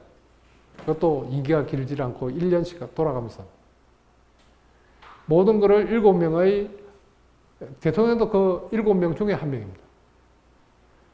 그런데 정당이 어떻게 되어 있냐? 이 7명 중에는 제1당 2명, 제2당 2명, 제3당 2명, 제4당 1명. 그래서 웬만큼 영향력이 있는 정당은 전부 다 정부 안으로 들어옵니다. 정부 안에서 정당끼리 분권을 하고 있는. 이게 협치고 이게 연정입니다. 협치를 하겠다는 거, 자기끼리 나눠 먹는다? 이건 기만이죠. 근데 거기에 불문율이 하나 있습니다. 뭐냐? 결정 과정에서는 갑론을박 소리를 질러도 좋습니다. 책상을 쳐도 좋습니다. 그런데 거기서 결정을 하게 되면 모든 강요는 밖에 나와서 딴소리를 하면 안 됩니다. 아, 나는 그게 찬성 안 했다. 나는 다르게 생각한다. 이런 말을 하는 순간 국민들은 어떻게 생각하냐? 당신은 정치인으로서의 차질이 안 돼 있다. 정치의 본질이 뭡니까? 협상과 타협입니다. 협상과 타협. 그래서 정치가 갈등을 해소한다. 근데 우리는 타협과 협상을 모르는 외골수 정치를 하기 때문에 정치가 갈등을 만들어내는 거예요. 그래서 나는 이런 정치를 대결 정치다. 이렇게. 스위스에서는 자기들 정치 형태를 콩코르단츠라고 표현합니다. 콩코르단츠. 번역이 어려워서 화합 정치다. 여러 당이 화합해서 결정하고 그 결정은 결정되면 그것을 밀고 나간다. 이런 데서 화합 정치다. 이렇게 번역을 해봤습니다. 예, 그 수평적 분권도 하나의 분권이 있는 게 아닙니다. 입법권도 상원과 하원으로 나눠서 서로 입법 경쟁을 하고 견제를 합니다. 그 다음에 제가 말씀드리려는 것은 이겁니다. 수직적인 분권. 이건 우리나라에 교과서에 안 나오는 겁니다. 지방자치가 되면서 등장하겠지만 그 중에서도 핵심적인 게 권력자와 일반 국민들 간의 권력 분리. 이게 중요합니다. 그래서 권력의 하방 이동의 핵심은 국민에게로 권력을 보내는 국민 분권. 그 다음에 지방에게로 내려보내는 지방 분권. 두 가지가 중요하다는.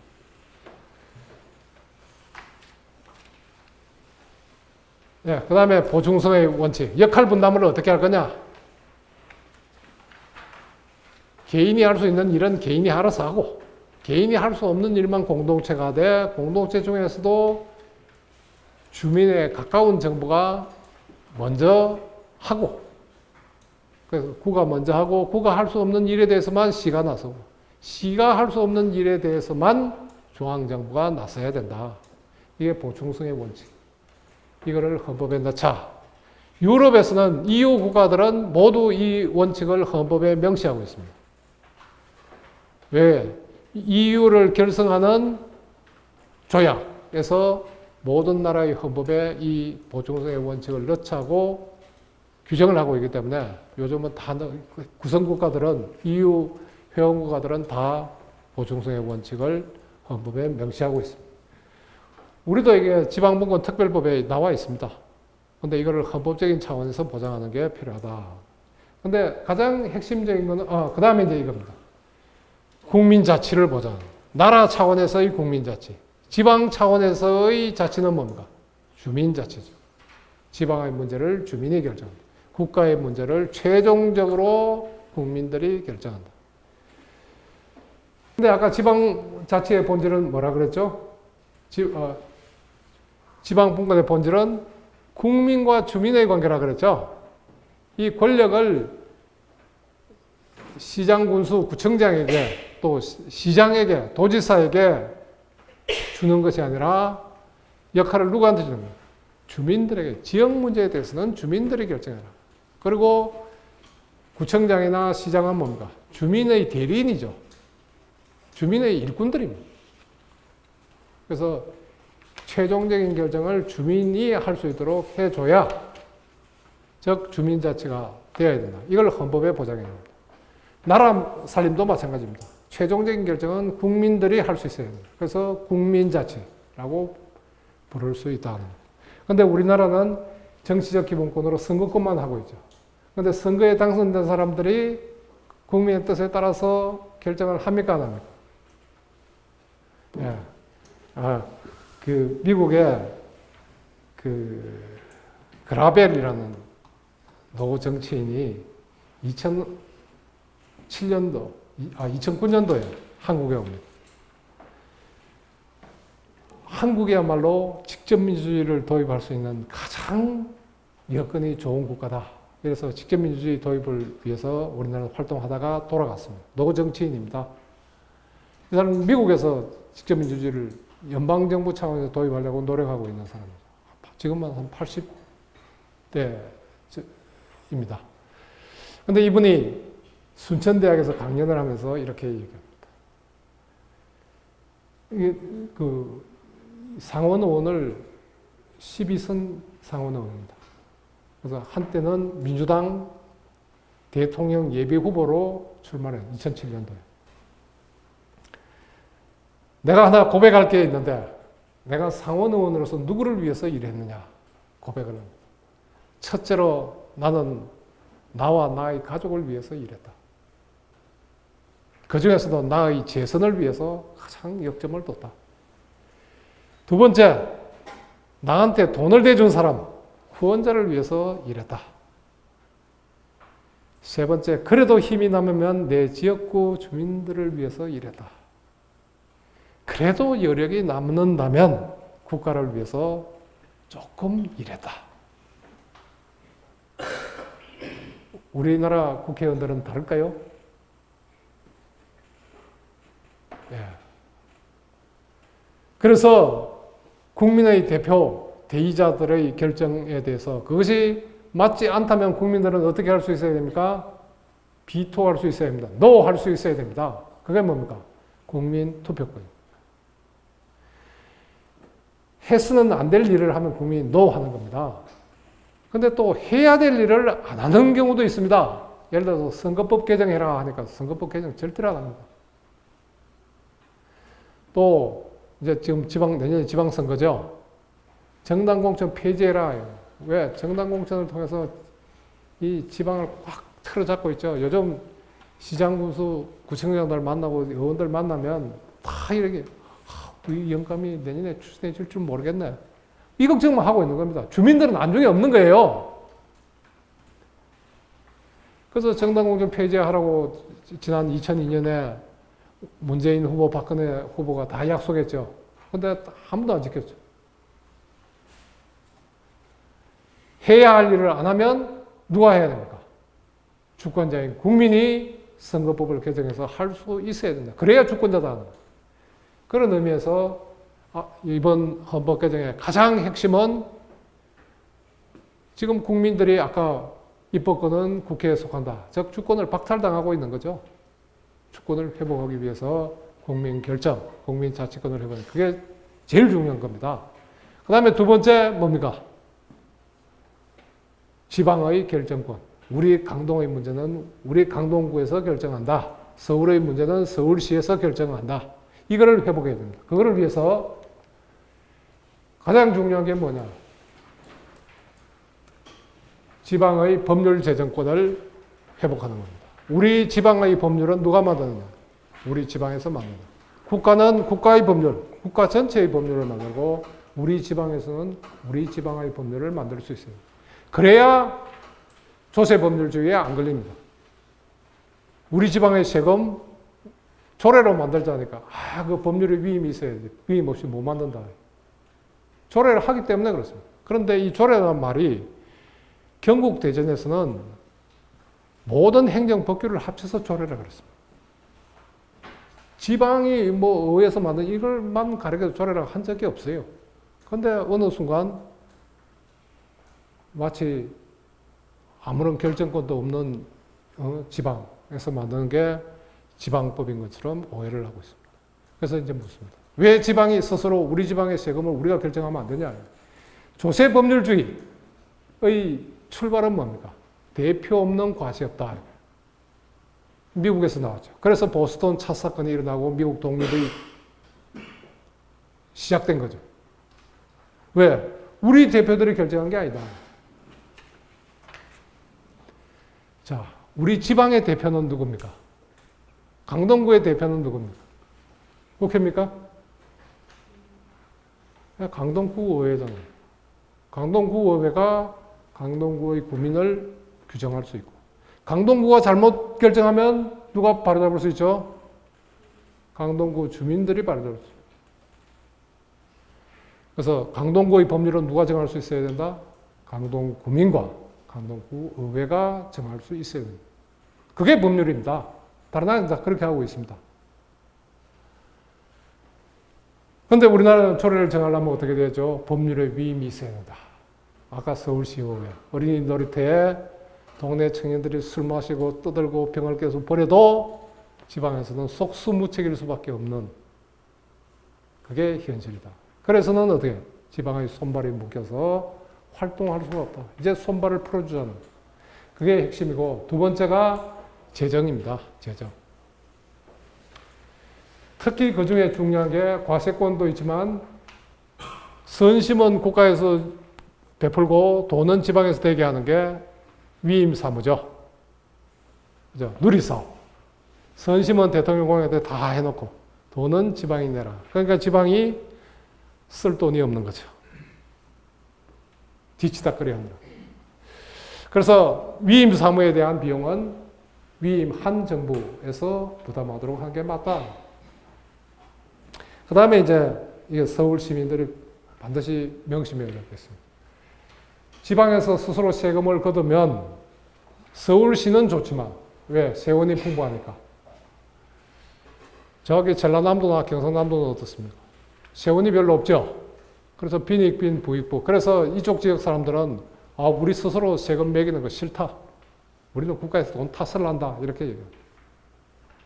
그래서 지방분권이, 재정분권이 안 되는 겁니다. 지방분권이 안 되는 겁니다. 그래서 얼마 전에 서울시장을 만나서 내가 이런 제안을 했어요. 서울시장이 먼저 나서가지고 우리 지역에 걷는 세금이 지금보다 세수가 증가하고 남는다면 다른 지방을 위해서 내놓겠다. 이 약속을 해라. 이게 다른 나라에서는 하고 있습니다. 수평적 재정조정. 지방정부끼리 재정이 풍부한 지역과 재정이 빈약한 지역 간의 편차를 줄여주는 겁니다. 스위스도 도입하고 있고 독일도 도입하고 있습니다. 이러면 중앙정부가 교부세를 주는 것보다는 간섭은 안 따라오고 이 세수는 확보되는 그런 시스템을 만들 수 있는. 그래서 이번 헌법 개정에 반드시 재정 조정에 대한 규정이 들어감으로써 빈익빈 부익부를 극복하자. 근데 그렇다고 해서 돈을 타쓰는 사람이 돈을 내놓는 사람보다 더 많이 쓰면 되겠어요, 안 되겠어요? 그건 불공정하죠. 그래서 스위스 헌법에는 평균의 85%까지 보증해준다. 이런 거를 아예 헌법에 규정해 놨습니다. 그러면 일할 의욕이 없죠. 다 나눠주고 타쓰는 사람 오히려 더 많이 하면 돈 버는 사람 벌 흥미가 있겠어요, 없겠어요? 활동 의욕을 줘야 돼요. 그래서 한 85% 합리적인 것 같아요. 그 다음에 양원제도 있고. 그래서 이제 이거를 실현을 해야 되는데 일단 누가 헌법 개정을 하려면 누가 움직여야 됩니까? 예, 대통령이 움직이거나 국회가 움직여야죠. 왜? 헌법 개정안의 발의를 누가 할 수 있습니까? 대통령 또는 국회 제적과반수죠. 대통령이 들어간 거는요, 언제 들어갔어요? 유신헌법 때 들어갔습니다. 그 이전에는 어떻게 되었냐? 국회의원 선거권자 50만 이상은 헌법 개정안을 제안할 수 있도록 되어 있습니다. 이 국민 50만을 대통령으로 바꿔버립니다. 그래서 대통령이 헌법 개정안을 발의한 게 바람직하냐? 의문의 여지가 있습니다. 그래서 이번 헌법 개정에는 헌법 제안자로서 국민의 대표와 국민이 직접 발의할 수 있도록 유신 입법 이전의 헌법 상태를 회복시켜줘야 되는 과제가 있습니다. 어쨌건 그래서 대통령 후보자들에게 다 서명을 받았습니다. 5명 후보자들한테 이러이러한 거를 헌법에 넣고 내년 지방선거 때까지 완료해라. 이렇게 해서 돌렸더니 다 사인을 했습니다. 예, 대통령, 이 밑에 사람은 누굽니까? 누구예요? 예, 접니다. 그래서 이 국민 협약을 맺은 거죠. 홍준표 후보, 안철수 후보, 유승민 후보, 심상정 후보 다 만나서 했습니다. 대통령 후보자들의 한 약속은 누구의 약속입니까? 정당의 약속이죠. 그래서 이제 이 문서를 가지고 이제 밀어붙일 겁니다. 근데 할까요? 예, 아까 뭐라 그랬습니까? 정치인들은 안 할 핑계를 100가지도 찾아낼 것이다. 그래서 이건 홍준표 후보가 약속한 겁니다. 뭐 지방이 법률을 제정할 수 있게 하겠다는 규정도 여기 포함되어 있습니다. 국민 발안제, 국민 투표제 도입하겠다는 것도 들어 있습니다. 자, 그래서 이제 개헌을 어떻게 추진할까? 국민이 요구해야 됩니다. 국민이 이러한 개헌을 해라 하고 요구해야 됩니다. 저는 그거를 개헌 동력이라고 표현합니다. 어떻게 이 개헌 동력을 만들어낼까? 그것은 바로 우리와 같은 평범한 시민들이 토론을 시작해야 됩니다. 우리 헌법을 왜 바꿔야 되는가? 우리 헌법을 어떻게 바꿔야 되는가? 여기에 대한 광범위한 토론을 해야 됩니다. 이건 토플러가 한 얘기입니다. 정치 체제, 새로운 정치 체제의 필요성에 대한 아주 광범위한 토론을 해야 된다. 우리가 밥상머리에서 하는 토론부터 시작해가지고 이제 내일부터 전국 순회 헌법 개정 토론이 전개가 됩니다. 13개 지역에서 14차례 토론이 이루어집니다. 잘못하면 이것이 아주 형식적으로 흐를 우려가 있습니다. 이런 토론에도 참여하고, 그 다음에 국회 개헌 발언대라고 지금 설치합니다. 누구나 와서 개헌에 대해서 얘기할 수 있습니다. 그러면 그 녹취를 해가지고 국회의원들과 자문위원들한테 배포하기로 이렇게 되어 있습니다. 이러한 정치 변화를 우리가 나서가 뭐 되겠냐? 이게 아닙니다. 우리가 나서면 된다는 것. 즉, 이게 토플러의 얘기입니다. 정치 변화에 대한 책임은 우리에게 있다. 우리 자신부터 시작해야 된다. 우리 스스로를 교육시켜야 한다. 어떤 개헌이라 그랬죠? 이제 권력의 중심을 지방으로, 국민으로 옮기는 개헌을 해야 되고, 그 개헌의 핵심은 국민 투표, 국민 발안, 국민 소환, 즉 직접민주주의와 또 다른 한편으로 지방이 입법권을 갖는 지방분권 개헌이 이번 개헌의 핵심이다. 그래야 나라가 잘 살게 되고 국민들이 행복하게 되고 강한 나라가 된다 하는 겁니다. 예, 감사합니다. 고맙습니다.